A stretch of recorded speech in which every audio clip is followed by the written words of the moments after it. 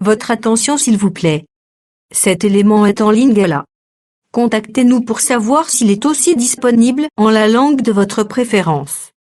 Veuillez aussi noter qu'il est en audio uniquement, dépourvu de ce fait d'image originaire. Christ Equality Foundation, organisme international d'évangélisation, et sa rubrique « Pasteur et thème » vous présente cette vidéo, en accord avec le prophète Médar Kiala, ministre de l'Évangile éternel. Suivez-le tous les jours sur christequality.com et sur évangileéternel.com. Là, vous y trouverez de manière ordonnée tous ces enseignements disponibles en texte, en audio, en vidéo et en direct à notre web radio et télé.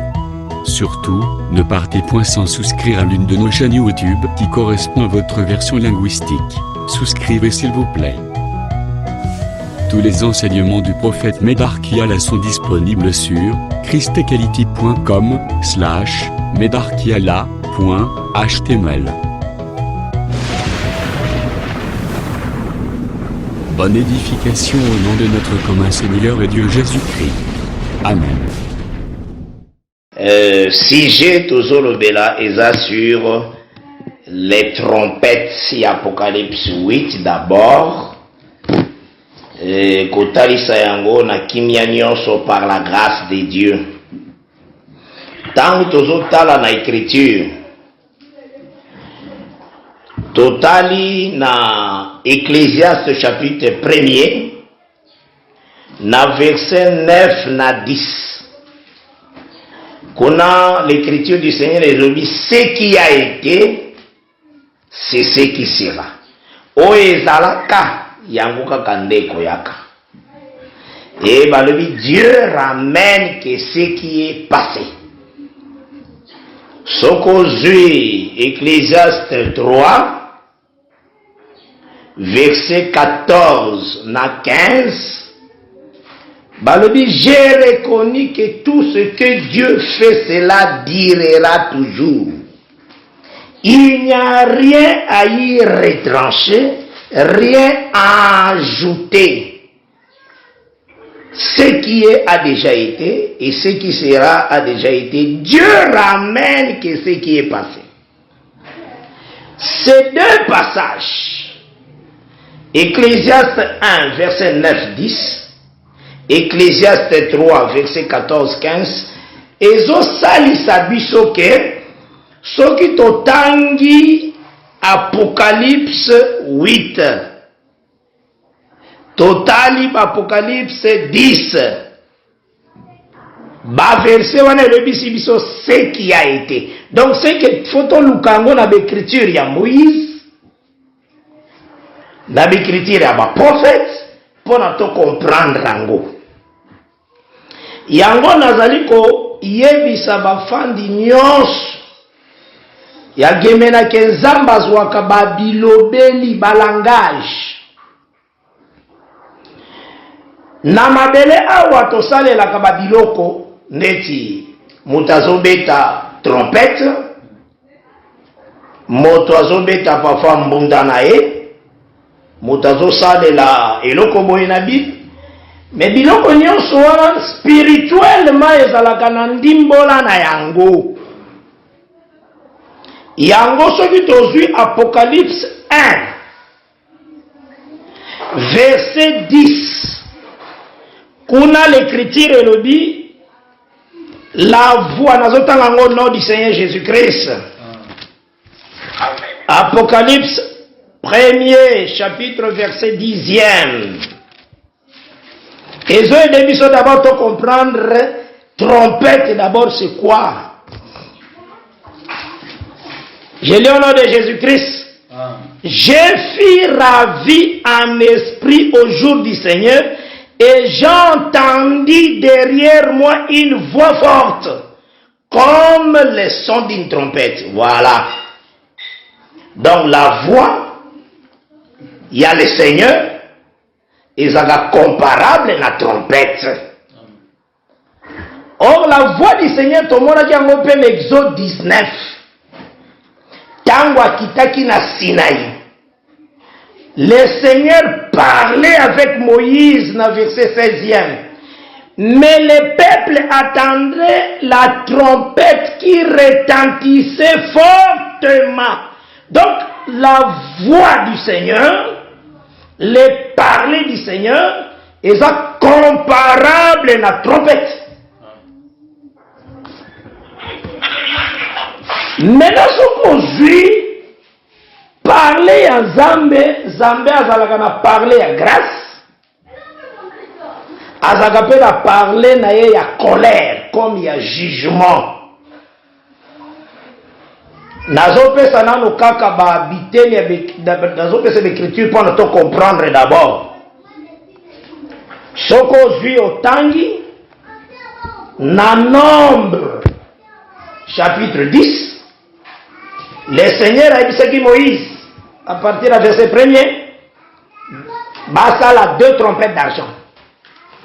Ma trompette on est qui significatif.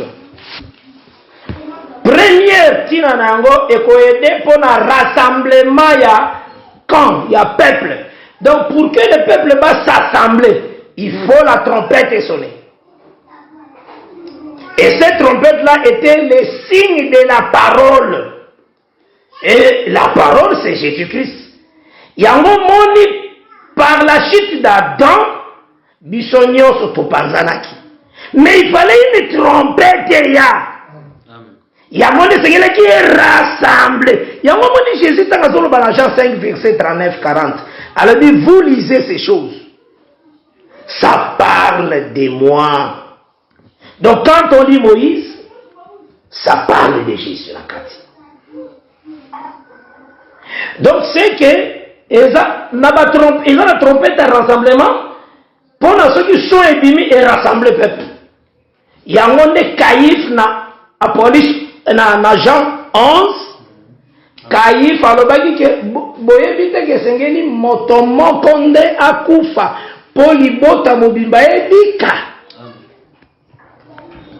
Écriture continue lobby azalaki kolobana tina tozwi yango po totanga parce que ezalaka na litomba makasi korespecte elobeli na Nzambe na verset 51 à 52 oyo nazwi nanu trompette ya rassemblement avant na koma na trompette eza na Apocalypse 8 parce que trompette veut dire tout simplement la voix de l'Éternel, la parole de l'Éternel. Or la parole de l'Éternel c'est Jésus-Christ lui-même. Et Jésus-Christ oyo aza agneau azalaka agneau pe azalaka na l'air ya colère de l'agneau neti na 6e saut. Apocalypse 6 verset 17 bazolo de la colère de l'agneau. Donc il y a la voix ya colère ou voix à vengeance, ils appellent la voix ya grâce. Yango toujours tala ndenga yaki pour la grâce d'abord comme une trompette parce que c'est les gars rassemblés. Dans Caïphe azoloba au l'écriture est le bien verset 51. Or il ne dit pas cela de lui-même, mais étant souverain sacrificateur cette année-là, il prophétisa que Jésus devait mourir pour la nation. Et ce n'était pas pour la nation seulement. Voilà dans le verset 52e, il y a Jean 11. C'était aussi afin de réunir en un seul corps les enfants de Dieu dispersés. Voilà Christ et Jésus comme la trompette. Amen. Mais ça comme l'agneau expiatoire pour la grâce, afin qu'à Sangui Sabis. Aujourd'hui nous sommes en Christ. C'est parce que dit comme la trompette y a grâce. Parce que déjà dans le nombre 10, que la trompette est pour un rassemblement. Et qu'on aussi pour la guerre, pour le départ à camp. Wana nyonso tokolobelango sima mais nazana likambo ekobeta aussi pona guerre ekobeta aussi pona jugement. Mais comment Paul a classé jugement des impies?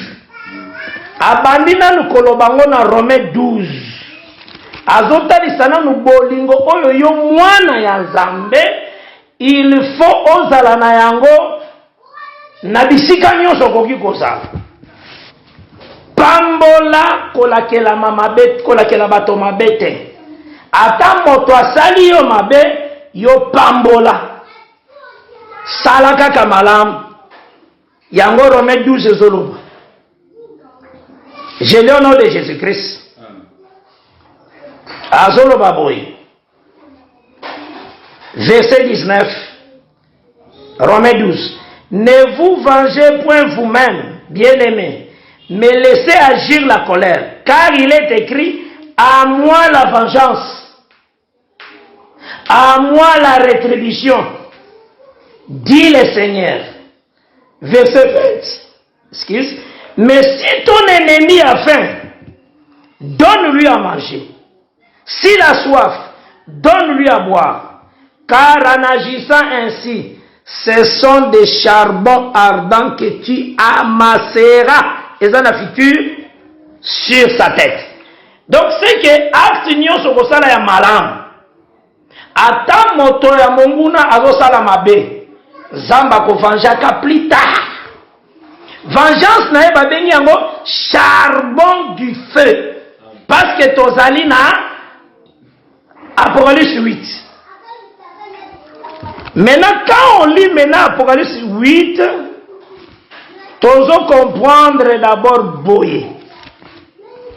Tant tobani na verset 2e, parce que si je n'ai vu ça sur les 7 trompettes.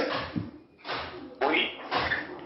Et je vis les 7 anges qui se tiennent devant Dieu, et les 7 trompettes leur firent donner. 7 trompettes veut dire 7 paroles. Pas si tu expliquais trompette. Ah, tu expliquais déjà trompette. Et là, cette parole, parce que la Bible les a déclarées avant de continuer, dans le psaume 145. Psaume 145. Et Zoé Bissabi Soboye. Dans psaume 145. Et le Biboye, j'ai lu au nom du Seigneur Jésus-Christ.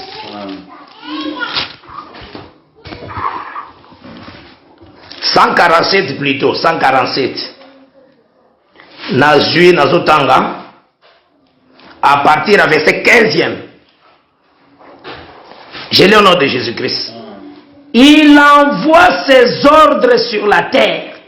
Sa parole court avec vitesse. Donc le Seigneur envoie des ordres sur la terre. Donc, tant Wazoloba, parole des okende sala musala. Voilà tant parole des okende, il donne la neige comme de la laine. Il répand la gelée blanche comme de la cendre. Il lance sa glace par morceaux qui peut résister devant son froid. Il envoie sa parole et il les fond. Il fait souffler son vent et les eaux coulent. Donc c'est ça l'œuvre de la parole. Et cette œuvre, le Seigneur appelle ça qui a mon ange. Les 7 anges wana bazolo ban Apocalypse 8 ezali batu ya mabele te boye bato bauti na nzela ya Adama te. Les 7 anges là, ce sont des 7 anges spirituels. Aujourd'hui, il y a 15 minutes, on n'a pas tout le temps. Baza koyula ba trompette, baza kanani. Eza ba ange spirituel, eza batu ya mabele te. Okay. Parce que les anges sont les esprits dans le service de Dieu. Ok. Batu wana baza koyula ba trompette wana. Après l'enlèvement. Bon, nazo ko corriger nano parce que ngana bengi bango batu te d'abord, na lobi eza ba ange. Oyo tokoye bango ndenge nini soki eza avant to après. Soki kaka totangi na kati ya likomi. Omoni tango moni verset 2. J'ai vu les 7 anges qui se tiennent devant Dieu et 7 trompettes leur firent donner. Maintenant dans verset 3 bazolinga koyebisa biso boye. Et un autre ange vint et il s'éteint sur l'autel ayant un encensoir d'or. On lui donna beaucoup de parfums afin qu'il les offrit avec les prières de tous les saints. Donc bazui balosambo ya batu nyonso ndeko François. Ah waouh. Sur l'autel d'or qui est devant le trône. Donc, bazina no balosambo ya biso nyonso. Donc, les longa nazana no balosambo, nangana sisi balosambo te. Mais awa bazui balosambo nyonso. Pona kolobaki ezana tango yo te. Parce qu'il faut pas que balosambo nyonso ba offrir ango après verset 4 le dit. La fumée des parfums monta avec les prières des saints de la main de l'ange devant Dieu. Et l'ange prit dans s'asseoir, les remplit de feu de l'autel et les jeta. Donc, bazui ba prière na yo, frère François. Tangu nyonso esili. Bazongi siango mena mabele. Paul a mona kiango déjà. Alobeki na Romains 12. Soki yo ozo bénir. Ozo sala bolam. Tangu ekozonga ke kozala makala ya moto. Amen. Nde Paul expliquant dans Romains 12 eza ta ya vengeance. Amen. Yango moni bazui balosambo awa. Pe bazui yango bakitisi yango na se lokola makala moto. Et contredit Romains 12 te. Nde balobi l'ange prit l'encensoir, les remplit de feu de l'autel et les jeta sur la terre. Et il y eut des voix, des tonnerres, des éclairs et un tremblement de terre. C'est les autalisa, jugement du Seigneur. Yango to koye ba anjo baza tango yo te po ba losambo na biso zo continuer nano. Olandi François, journaliste. OK. Yango wana. Mais tozali na lisanga ya bato bazali basantu, assemblée de saints, assemblée ya basaints. Qu'est-ce qui empêche maintenant le sang na bango c'est parce que le sang est bokene ezali nde ya basantu. Nandimi yango losambo ezokene nalobi nalongi lolenge boye journaliste François nalobi losambo na biso nanu esili te. Awa eza bazui balosambo nyonso. Donc eza neti bakongoli balosambo nyonso déjà. Tisikoyo yo ozosambela na ndako. Oyo azosambela nango. Oyo azosambela. Mais koyaka tango moko ndenge Paul alobaki na Romains 12 ekokitaka na se na forme charbon de feu, des brasiers. C'est pourquoi bazoloba awa bazui balosambo nyonso nde bazongisi na se. Amen. Après enlèvement. Donc c'est que balosambo nyonso basantu basilisi bakei na linetwa. Nde balosambo na bango tango ekozonga na se ekokomaka charbon de feu. C'est ça. Et mataka. Nde na yebisi yo bien que nano esili te. Mais awa balobi bazui losambo nyonso tala. Balobi il prit tout. Les prières avec les prières des saints. Il a fumé des parfums montant avec la prière des saints. Ozola na malam. Sokolandi verset 3. Balobi avec la prière de tous les saints. Soki natundi yo François Ndeko nangai. Basantu si basili. Te nanu basili te. Batu mususu kuna nanu babongo li betema te. Tango bakobongo na motema bakoti lisusu. Mais awa balobi balosambo nyonso ya basantu. Nde bakozongisaka yango na se na forme ya esambiselo. Apocalypse 8, 9, ezali makambo tosalema après enlèvement. Oui, selon les écritures de Dieu. Po wana balosambo nyonso basantu bazwi yango bakongoli yango tango ezozonga na se ezokoma jugement. Après enlèvement. Enlèvement, ce que cela dit, c'est que épouse a fait à l'ongoué.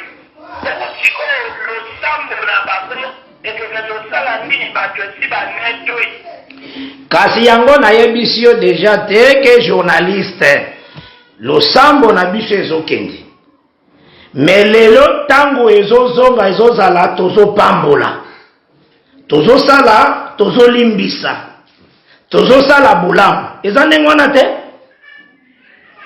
mais awa tango losambo na biso nyonso ezozonga neti etumbu na mabele eza tango oyo te journaliste. Il faut comprendre les mouvements. Parce que dans le langage à Bible, Zambe abengaka aussi tonnerre comme jugement na ye. Na 1 Samuel 8, 1 Samuel 7 verset 9. Natangaka yango parce que zaka tina.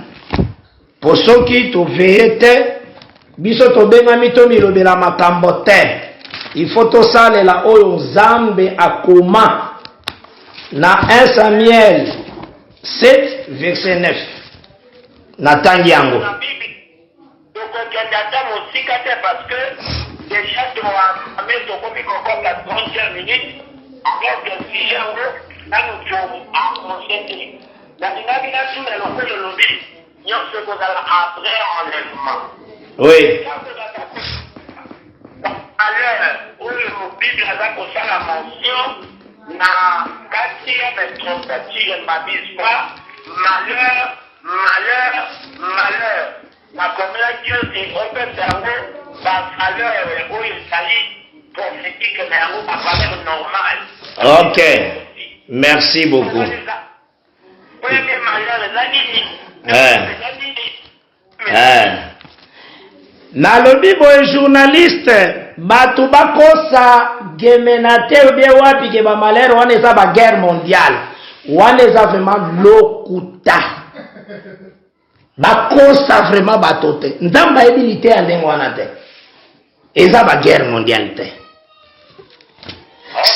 c'est yango nazozwa écriture soko ozwi écriture donc soki alobi ndenge wana à se repentir eza lokuta eza ba guerre mondiale te ozwi awa malheur yango ezaka na Bible na Apocalypse 9e 5e ange nde asone première malheur yango moni soki otangi totanga verset 12 ya Apocalypse 9 zwa verset 12 Apocalypse 9. Le premier malheur est passé. Ah. Bien après lui. Voilà.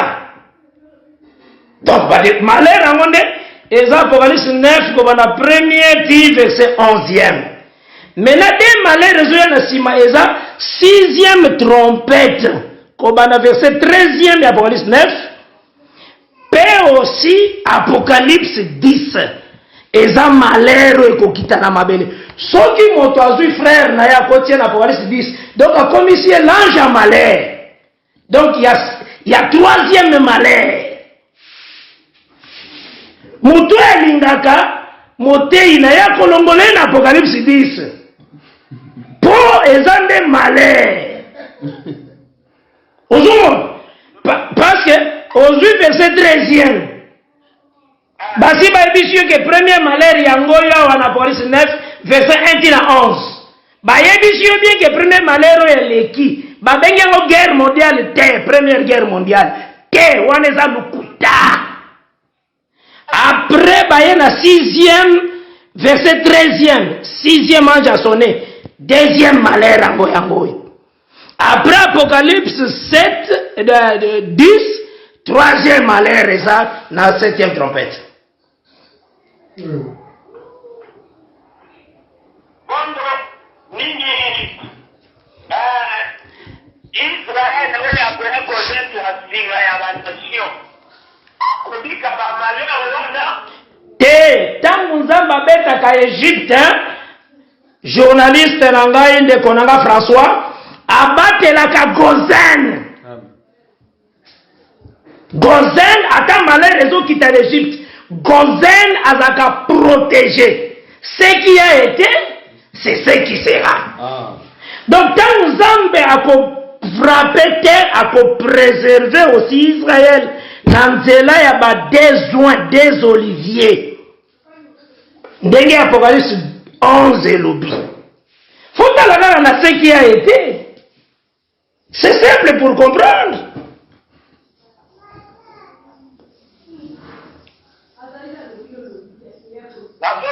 Oui, c'est ça. Yango moni nazuna nous première malheur nakata malheur Apocalypse 9. Tango zotanga Apocalypse 9 verset 1er. Eza malheur à liboso eza première guerre mondiale te. Oya te ide ngona vima lukuta. Akosi batu. Yandango awa. Premier malheur nango parce que premier malheur nango verset 12e ya Apocalypse 9 verset lobi yango. Nde yoka ndenge zali. Le 5e manche sonna de la trompette. Voilà verset 1er. Il y a Apocalypse 9. Voici deux malheurs encore viennent après lui. Mais malheur là, comment on a car c'est des malheurs yango yozotanga en écriture te ko banda verset 13, 14, 15, 16 ndenge kozala. C'est ça. Olobi ndeko nanga journaliste. Tango na biso te. Soki mutatiango na tango na biso akosi. Parce que lokuta balobela yango ezaka lokuta ekobongola te. Ya tango na biso te.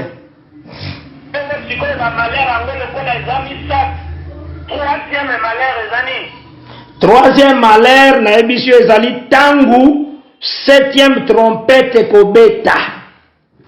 C'est ça. Troisième malheur ekozalande Armageddon. Guerre balobra ya Armageddon. Oyo Zambe l'agneau de Dieu.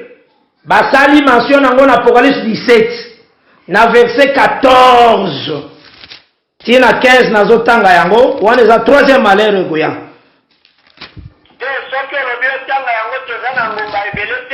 Ok. Ce qui te suit, 70 à Daniel. Là, c'est une copie de placer Apocalypse 8, Apocalypse 9. Eza, il faut yebake, na 70 semaines de Daniel, etikala une semaine de tikali. Mutazo te ya ke 70 semaines de Daniel, etikali 3 ans et demi à Kosi. Etikali 3 ans et demi te. Etikali une semaine. Pour l'année. Eza na première moitié à semaine pour na ba besoin ba kosala musala na Israël. Bible bengi bango na elobeli ya Eli na Moïse na Apocalypse 11 na makambo balobi wana. Mais bango nyonso mibale baza Eli, bango nyonso mibale ba Moïse. Parce que c'est l'esprit ndeko travaille na kata deux personnes. Na Apocalypse 1. Donc l'esprit en Zambé est posséder deux personnes pour na basala bakokisa mission wana. Yao babengi. Mais bien sûr, Israël faut yambande son frère et ses frères. Ok. Merci beaucoup. Nous avons parce que tant que vous allez le puits de l'abîme. Et yango nde nazotalisa te natangaki Apocalypse 9 verset 1er. Nga nazosenga boye na basali nyonso ya Nzambe tokebaka makasi soki eloko Nzambe apesi ngai te na te ya te. Parce que Jacques 3 verset 1er elobi que Dieu jugera sévèrement les prédicateurs. Eza nano eloko liboso. Soko tangi Apocalypse 9 baza kotalisa biso tango 5e ange avec une trompette. Il faut oyeba boye ndeko nanga François. Il faut oyeba que c'est Dieu qui ordonne tout pour likambo esa le manzambe na pesa ka mitindo. ezala monguna sala mosala soki nzamba pesi nzela te ekosalema te. Toza na témoignage neti ya Job. Nzambe nda ebisi Satan kende simba ye. Eza nzambe. Donc yende azo coordonné. Nde tozomona ba présenter astre moko oyo ezalaki tombé balobi yango na passé.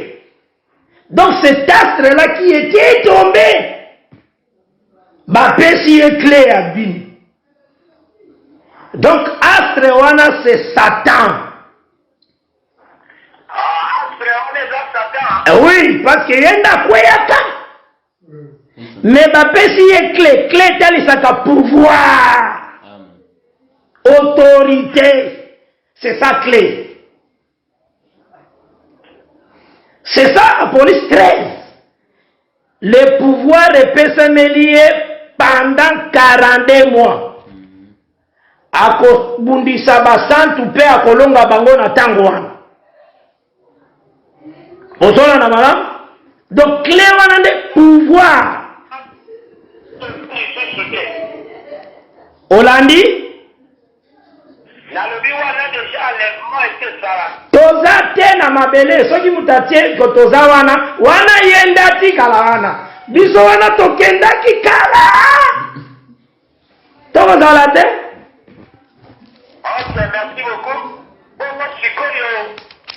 Avant de commencer la dernière fois, pour éclaircir le révélation de Yann, il y a eu des leaders, moi, il y a négocié avec Jacob, alors là, maman naïe, na moitié à tata naïe, on me met un outil et pas à Yesu, na maman naïe, mais ça fait déjà, ils ont pas mis, nazo senga muto alobaki yango aza na charge na ye moko na likambo na alobaki wana oyo azolobake ngai na lobaki ke Yesu alalaki na mama na ye soki aza na témoignage ayebisi yo apesi yo yango ezalaka te makambo lokuta wana na kotikala koteyaka eloko ndenge wana te. Et puis il faut yebaka bien que na assemblée de saints ezalaka te ke ngai na ye na te ndenge na ngai ba frère na nga musu batikaka te soki na teyaki mabe ba frère na nga kaka na kemena wana bakokolige ngai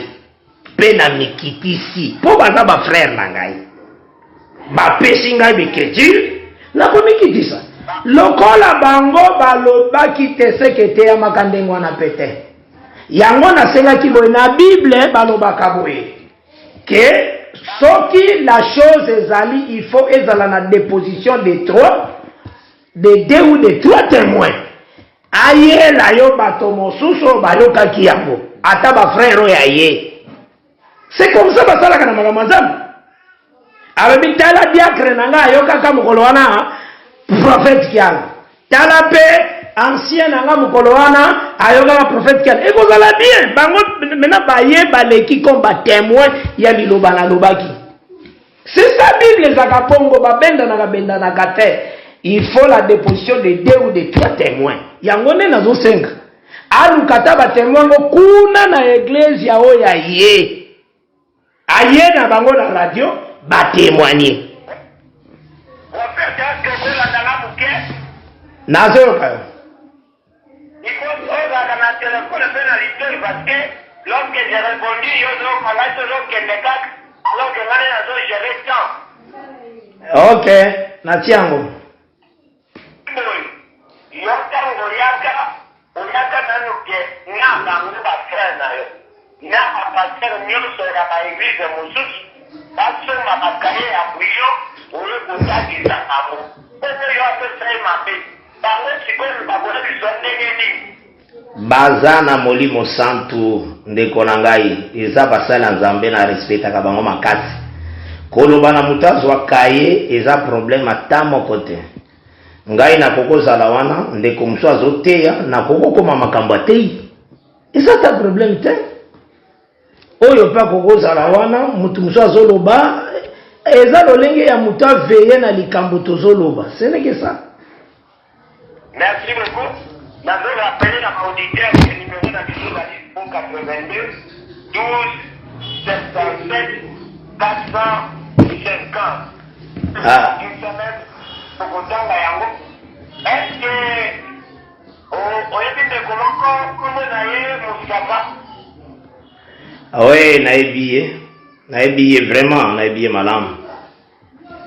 Ah, avant aza moko basala Nzambe na kati ya mosala ya Nzambe pe aza aussi comme parmi bao bazalaki aussi batata bao batei lo bape ya Nzambe na kati na biso. Bona batata le fondateur ya Assemblée des Saints. Bon biso tolobelaka fondateur te wana eza maloba ya bato na ba français. Biso toyebake Assemblée des Saints ezobanda kobanda Yesu alobaki je bâtirai mon église. Je bâtirai mon église. Alobi yango na Matthieu 16 et puis ebandi kobanda Pentecôte. Ya ba juif tango Nzambe avizitaki ebandi kobanda Jérusalem. Nde Assemblée des Saints boye na se ebandi kotambola. Alors nalobi na kalamai parce que c'est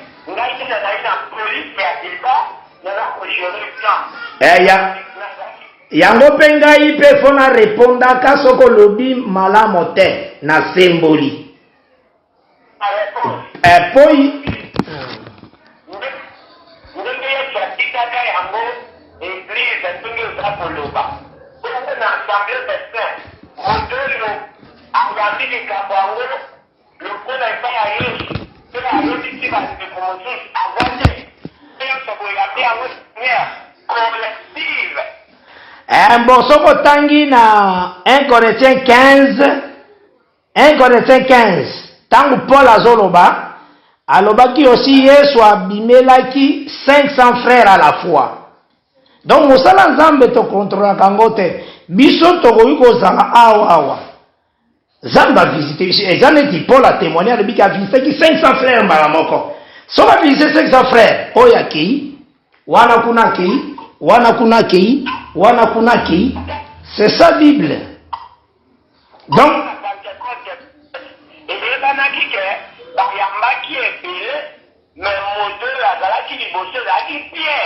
bon, nazo yebi ngana répondre yo ndenge assemblée de ces alaka et tombolaka moto moko te na mutu yoka réponse na ngande yango wana. Makambo tozoloba ezaki na tina mingi makambo ezebele na Apocalypse 9 wana tolobi na biso te. Fumée il faut ebima na bimi fumée wana il faut ebimisa basotelele nyonso ne sengeli bato bazwa connaissance nango po bato batika kote première guerre mondiale. Ok, merci.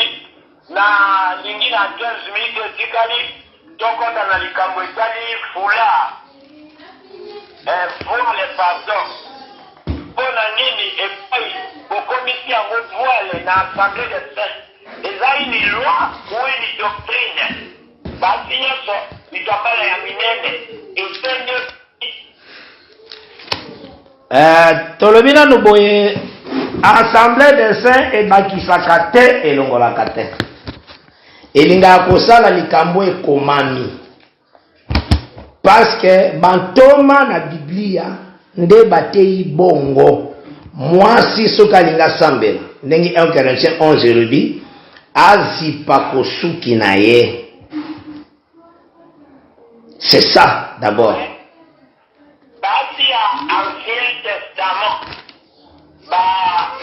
barite banani ebelebele basambela te ana. Bon, omoni makambo Nzambe ndenge ezalaka boye il faut koyeba ko respecter fondement oyo Nzambe apesi.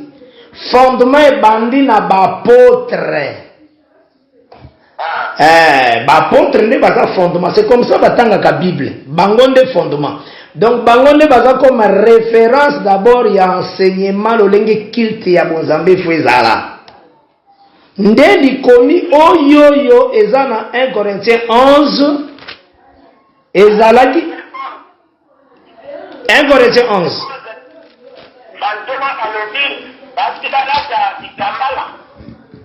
basi pa moto basi voilé chevelu Yango nde tozotanga. 1 Corinthiens 11, verset combien? Ah oui, obandi à partir il y a verset 3. Verset 4e. Na verset 4. Kobana na 4 ti na 6. Okotanga yango? Na tangi yango mbangumba. Oui. Un homme est pris ou prophétise, la tête est couverte, il outrage son chef. Mais si une femme est prise ou prophétise, la tête est couverte, elle outrage son chef à elle, car elle se place ainsi sur le même plan qu'une femme tondue. Mais on dirait, aujourd'hui, quand on dirait qu'il a fait de la caca, sauf qu'il y a un fait un reforme, il y a pour les prophètes. Oh, wana eza na verset 14e. Eloko ningo loba wana. Mais paraît-il pas Verset 13. Verset 15. 13 na 14. 13 na 14 et 15. Est-il convenable pour une femme de prier Dieu, la tête est découverte? Continuez. Il faut que la couverture, ni ça fait 6 mois aussi. Ke yango nde nalobi otanga te, ozotanga te. Yango nalobi tanga ti na 15. Ok, ce que c'est malin, comme à deux vasos là-bas, pas à la fixer. Jugez vous-même cela. Est-il convenable pour une femme de prier Dieu, la tête découverte? Continuez nanu kotanga François. Bapesi yotanga ti na 15. À tout le monde que c'est une indignité pour un homme de porter des chevelures, mais qu'une longue chevelure fait honneur à la femme, car la chevelure lui a été donnée pour lui servir des voiles. Voilà. Eza na tanini, journaliste François Olekinga na français. La chevelure lui a été donnée. Eza na tanini. Voilà. Voilà vraiment ça cause ba point minene na classe. Donc lui a été donné. Donc faut luka place oyo ba pesa kaye yango. Awa landa na note ozodingo ye bande makambo nzambe. Lui a été balobi lelo tende pesa meli ye voile. Lui a été. Il faut luka place oyo pesa malaka ye voile. Chevelire pesa melaki ye voile tangu nzamba kelaki ye na Eden. Tangu nzamba kelaki ye na Eden, apesaki ye cheveli comme voile. Apesaka ye pe nzoto comme voile. Kaka suki te voile. Nzoto yo zana yango ndeko nanga François ezalaka voile. Jour wana si nazoyebisa yo nazwi yo nano na likambo lui a été. Il faut luka place eza batanga Bible ndenge wana. Lui a été eza tango yo te. Tala yango place bapesaka. Tango bapesaka mwasi azalaka na elamba pe na nzoto te. Est-ce que lelo faut tambola motaka?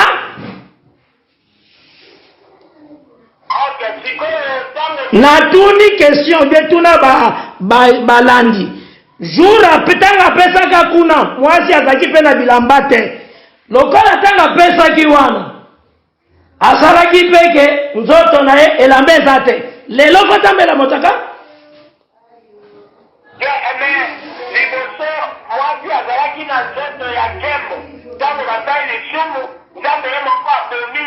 Ah, voilà place likambo ya voile les okota. En tout cas, on répondre bien. On répondre vraiment bien. Place likambo ya voile les okota. Ya ngoa. signe appartenance.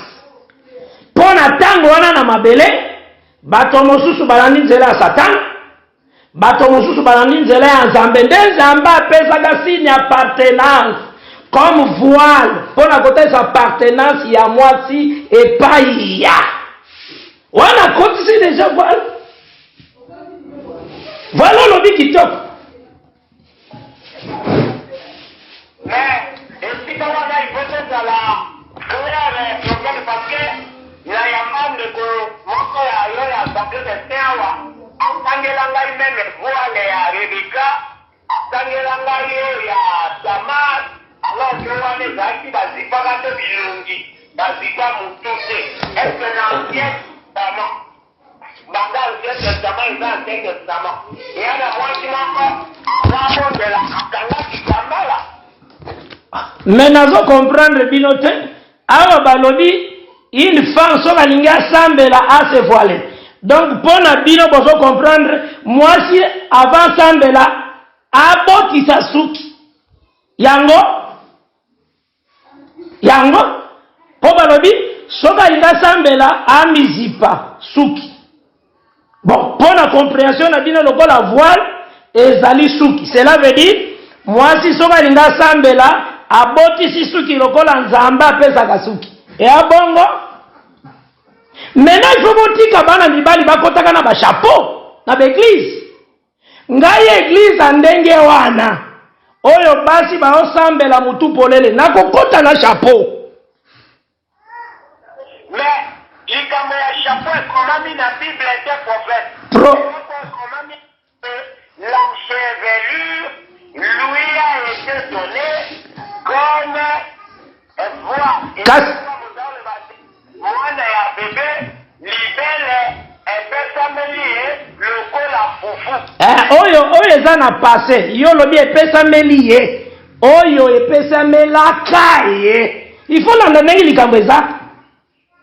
Si olobaki bia na Ecclésiaste lobi makambo esalemaka kala yango nde mpe ezosalema.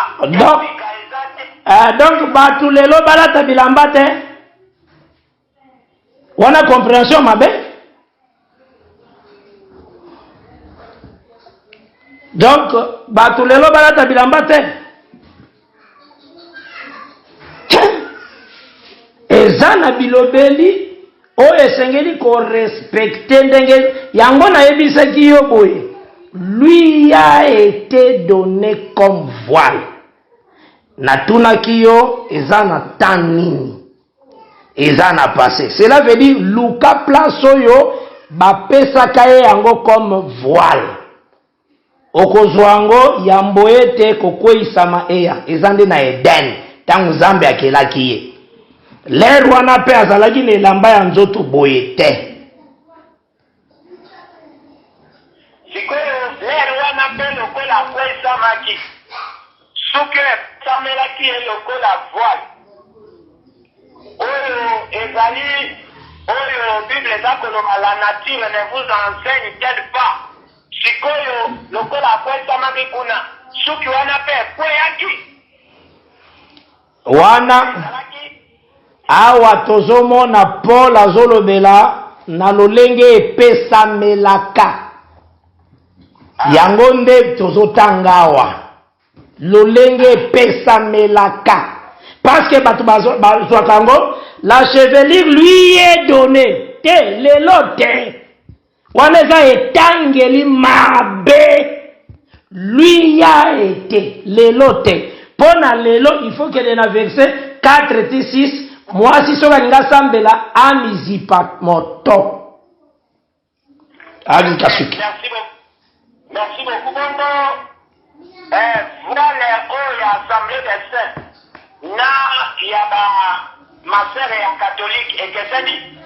Mais nakotuna mpe lisusu croix oyo bato mosusu batiaka na baeglise na bango na Jésus oyo bango batiaka ya bafoto wana na oyo katolika atiaka ekeseni.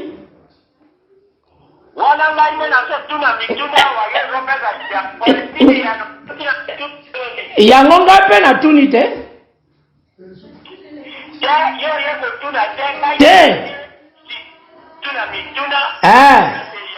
ngai pe natuni po Yesu pe tango batunaki yeke par quelle autorité obengani milimo mabe na mutoyo ya azokiselaki bango est-ce que batema Jean eutaki likolo to na se ozomona motuna toyimiteka Yesu te nde yango nga natuni croix oyo bato mosusu baotia na beglesa na bango na oyo eza pa bandeko na biso katolike ekeseni wana eyebika yo croix ya catholique na okatia l'église mosusu na bakito ya christian eyebi ndenge yo moko oza kodifferencie yango naza korapele totikali na 1 minute kaka zwa 1 minute oyo bisabala na nzambe liloba ya suka mpona deba ya lelo parce que prochainement okozala na contradicteur bongo tokoyeba ndenge nini verité ekozai mpona na nzambe bazala libere na makambo mosusu oyo mosusu yo moko otoki lokuta mosusu mpe bato mosusu bayaka babenga yango lokuta. Ok, malamu mingi wana uteluka kitoko makasi mpona topesa lokumu na nzambe. Nazali eloka liboso ko remercier ba auditeur nyonso balandi biso na kati ya radio na biso oyo développement Dubangi.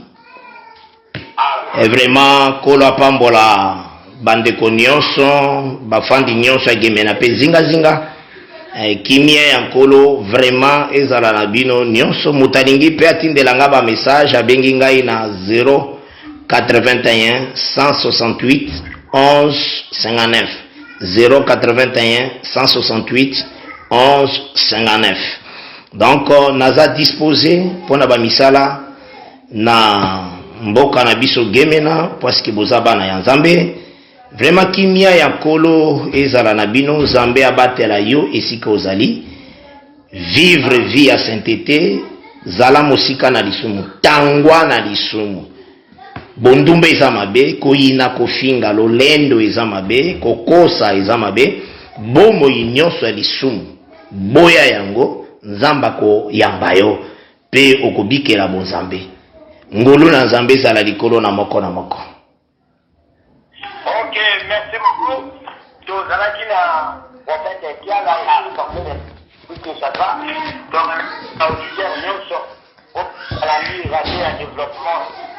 Yo mon seigneur Solingo participer à des benga biso za la bienvenue 082 12 77 450 082 12 77 450.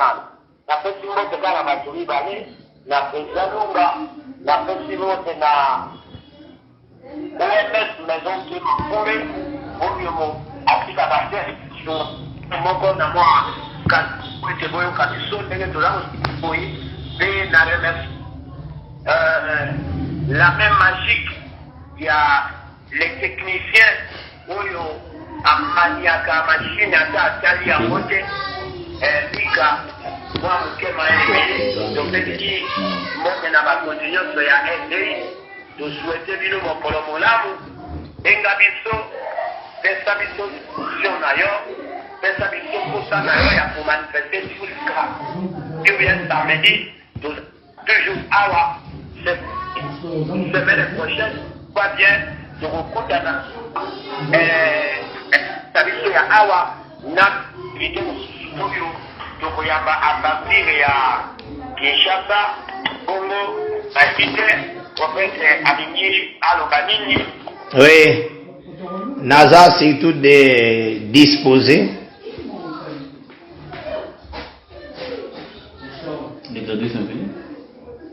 on remercie.